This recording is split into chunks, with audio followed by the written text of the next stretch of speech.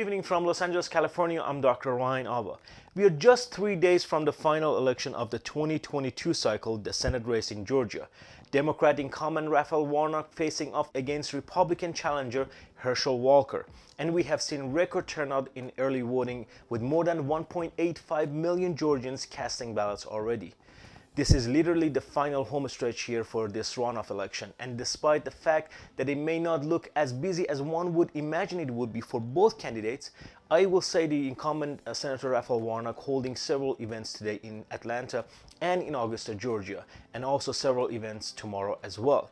But it is worth mentioning that he has traditionally kept a much more aggressive schedule than his opponent Republican Herschel Walker, who actually didn't have any public events that were open to the press listed today, the Saturday before Election Day. He does, however, have an event on his schedule for tomorrow in Loganville, Georgia. The Walker campaign has typically had a more relaxed campaign schedule than the Warnock campaign has across this entire 4-week runoff, and that's even during the early voting period that just ended on Friday. I mean, I don't blame Herschel Walker campaign for not wanting him to speak at all, because the minute this guy opens up his mouth, nothing but crazy talk, to put it nicely, comes out, which is a great reminder that no matter what side you're on, quality and character matter. Doug, let me start with you first. President Biden said that Herschel Walker doesn't deserve to be in this race. Georgia Lieutenant Governor Jeff Duncan, a Republican, was not holding back. He said he couldn't bring himself to vote for Herschel Walker. You know, when I was down there in Atlanta a month ago, I mean, this is what Georgia Republicans were saying.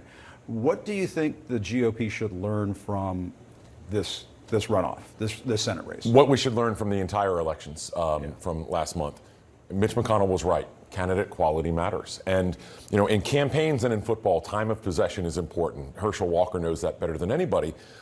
But he's been on defense. He hasn't been on offense. And every day of this runoff, he's been on defense.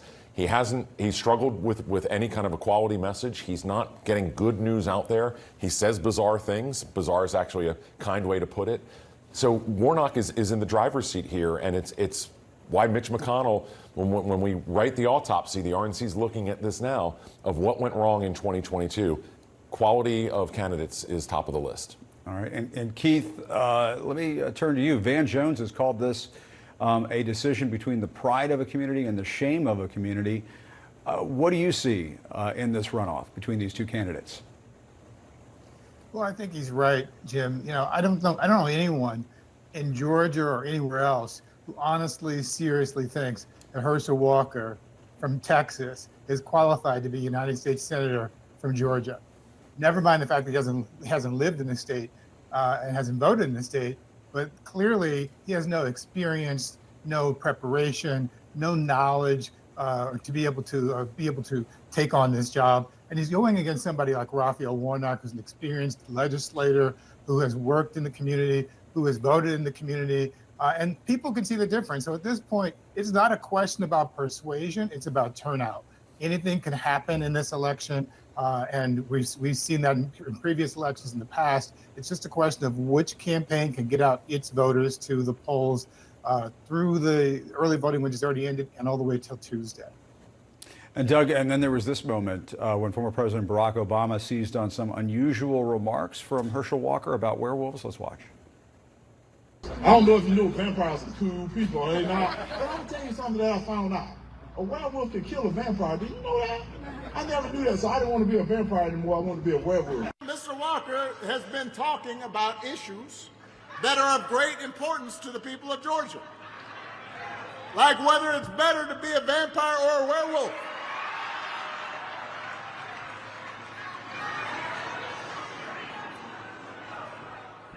This is a debate that I must confess I once had myself.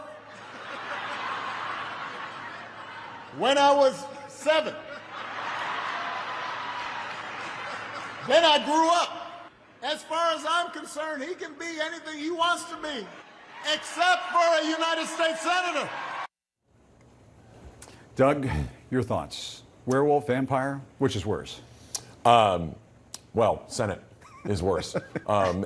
This is exactly Plenty of both. And this is what McConnell was talking about, and he was sort of forced to go along with Herschel Walker. He very clearly was going to be the nominee in Georgia. Other candidates, it wasn't clear if Dr. Oz was going to win and so forth. But this is what McConnell warned about. And so we're talking about werewolves and vampires and things like that. Yeah. This is not normal stuff, and this is the lesson that Republicans need to learn is the last 5 years, whatever you think about Donald Trump's policies, the last 5 years, Republicans have had sort of the Adams family running in race after race, whether it's president, Senate, Congress. You look at Madison Cawthorn, for example, in North Carolina. You need to turn away from these candidates, get to serious legislators, and then Georgia will be red again. You might start winning some races and some Go figure. close contests. Yeah. To support my work, please subscribe to my channel and give this video a thumbs up. Also, please don't forget to hit the bell icon so you wouldn't miss any of my new videos. Thanks for watching.